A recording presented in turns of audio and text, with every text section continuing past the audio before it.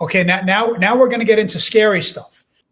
For many years, going back all the way to 2006, locating this room, which is called the Turkish Baths, which is basically a steam room, which again hints back to the fact that this was not just a hospital ship. She was actually an opulent passenger liner. And so opulent passenger liners have things like swimming pools and steam rooms. Well, this was a Victorian steam room. And what we're looking at is the tiles in what's called the cooling room. Now, in 2006, I didn't even know about these things, and I was becoming educated by people like Simon Mills and Park Stevenson, and they really wanted to know if this room existed on Britannic.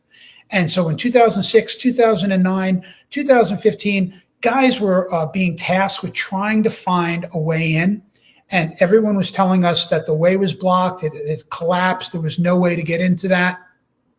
And so in 2023, Evan and I decided to take another look. We had never actually looked. We had trusted other people that had been tasked, but had never found the way in.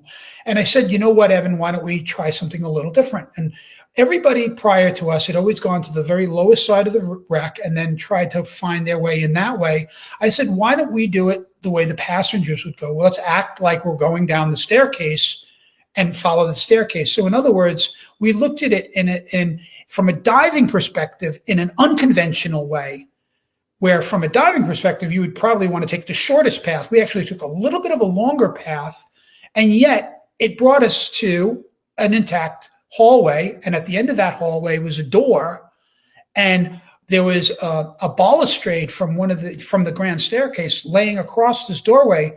And immediately I just looked at Evan. I'm like, oh my God, that's it. That's the door.